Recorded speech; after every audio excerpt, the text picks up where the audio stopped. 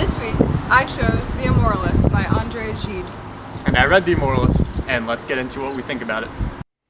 Okay, so The Immoralist is very simply just about this dude called Michel, who's just going through his life. It spans about 3 years, and he's battling life and death as he has this sickness, and he just starts to value different things. And basically, throughout the whole book, he searches for like happiness and meaning, and then just a bunch of bizarre stuff happens to him through and through. he seeks meaning and inspiration throughout the people around him, and more importantly, his surroundings. It just hops from place to place to place, like sometimes jumping months in between, and sometimes it just kind of feels like disconnected and fragmented, and they like list all these places, only some of which you've ever heard of.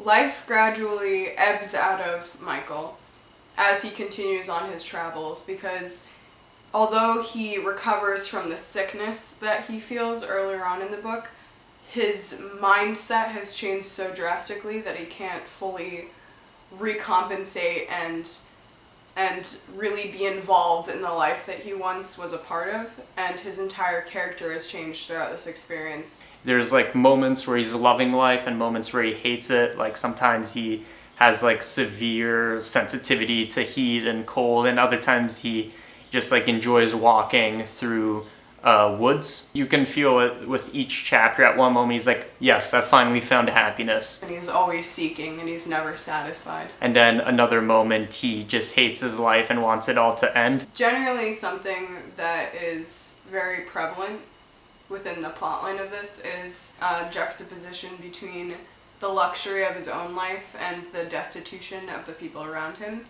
And in a way, he wants to distance himself from his possessions, but inevitably is just frustrated with his inability to do so.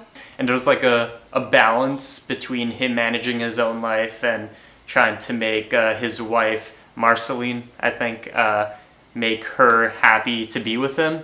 And then later on, like, stuff kind of flip-flops in a way, not to get into too much detail before reading it.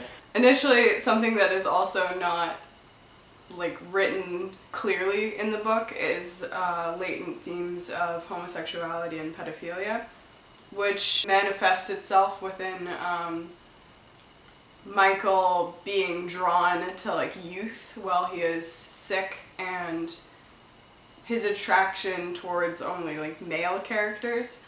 Honestly, I just didn't like the book that much. I made it about halfway through until I started like pretty much zoning out through the second half, although there were some parts that just like got me interested again. I think the reason why it wasn't like perfect for me is the writing was a bit flowery and poetic. It is also not fully eloquent at all times. Probably because I'm pretty sure it's a translation from some French text. If I had to give it a rating, which I do, I would give it a 2.5 out of 5 stars. I would give this book 3.5 out of 5. You know, it's just about down in the middle for me. Overall, I did enjoy this book quite a bit.